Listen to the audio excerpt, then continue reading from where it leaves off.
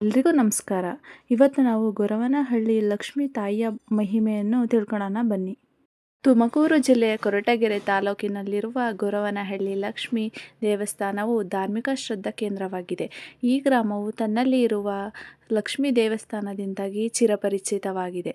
ಲಕ್ಷ್ಮಿ ಎಂದ ಕೂಡಲೇ ನೆನಪಿಗೆ ಬರುವುದು ಕೋಲಾಪುರ ಲಕ್ಷ್ಮಿ. ಆದರೆ ಗೊರವನಹಳ್ಳಿ ಕರ್ನಾಟಕದ ಕೋಲಾಪುರವಾಗಿ ಬೆಳೆಯುತ್ತಿದೆ. ಲಕ್ಷ್ಮಿಗೆ ಮೀಸಲಾದ ಕರ್ನಾಟಕದ ಏಕೈಕ ಜನಪ್ರಿಯ ಕ್ಷೇತ್ರವೆನ್ನುವ ಹಿರಿಮೆಗೆ ಗೊರವನಹಳ್ಳಿ ಲಕ್ಷ್ಮಿ ಪಾತ್ರವಾಗಿದೆ. ಈ ದೇವಸ್ಥಾನದಲ್ಲಿ ಪ್ರತಿ ಮಂಗಳವಾರ, ಶುಕ್ರವಾರ ಹಾಗೂ ಭಾನುವಾರಗಳಂದು ವಿಶೇಷ ಪೂಜೆ ಇರುತ್ತದೆ. ದೇವಾಲಯದ ವತಿಯಿಂದ ಇಲ್ಲಿ ಪ್ರತಿ ದಿನ ಮಧ್ಯಾಹ್ನ ಊಟದ ವ್ಯವಸ್ಥೆ ಮಾಡಲಾಗಿದೆ.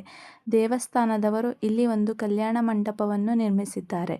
ಸಾರ್ವಜನಿಕರು ಅಗತ್ಯ ಹಣವನ್ನು ನೀಡಿ ಇದರ ಉಪಯೋಗ ಪಡೆದುಕೊಳ್ಳಬಹುದು.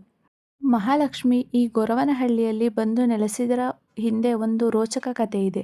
ತುಮಕೂರಿನ ಕೊರಟಗೆರೆ ತಾಲೂಕಿನ ಗೊರವನಹಳ್ಳಿಯಲ್ಲಿ ಅಬ್ಬಯ್ಯ ಅನ್ನೋರಿಗೆ ಒಂದು ಹೆಣ್ಣಿನ ಅಶರೀರವಾಣಿಯೊಂದು ಕೇಳಿಸಿತ್ತು.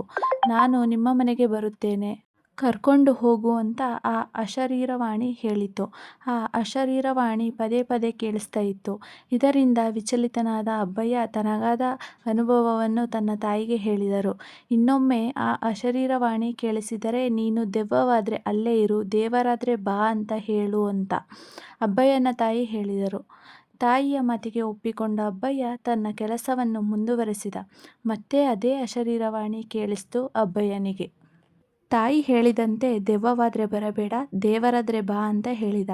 ಮಹಾಲಕ್ಷ್ಮಿ ಕೊಳದಿಂದ ಎದ್ದು ಬಂದು ಅಬ್ಬಯ್ಯನ ಮನೆ ಸೇರಿದಳು. ಅಂದಿನಿಂದ ಗೊರವನಹಳ್ಳಿ ಪವಿತ್ರ ಪುಣ್ಯಕ್ಷೇತ್ರವಾಗಿ ಪರಿವರ್ತನೆಯಾಯಿತು. 1925ರ ನಂತರದಲ್ಲಿ ಮಹಾಲಕ್ಷ್ಮಿಯ ದೇಗುಲ ಜೀರ್ಣೋದ್ಧಾರವಾಯಿತು.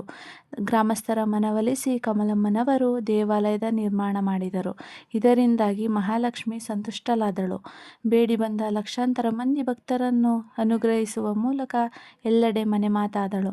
ಇದೇ ಕಾರಣಕ್ಕೆ ಲಕ್ಷಾಂತರ ಮಂದಿ ಈ ಮಹಾಮಾತೆಯನ್ನು ನೋಡೋಕೆ ಗೊರವನಹಳ್ಳಿಗೆ ಬರ್ತಾ ಇದ್ದಾರೆ. ಬಂದ ಭಕ್ತರು ಮಹಾಲಕ್ಷ್ಮಿಗೆ ತಮ್ಮ ಕೈಲಾದ ಕಾಣಿಕೆಗಳನ್ನು ನೀಡಿ ಹೋಗ್ತಾರೆ. ಚಿನ್ನಾಭರಣಗಳನ್ನು ದೇವಿಗೆ ಅರ್ಪಿಸಿ ಹೋಗ್ತಾರೆ.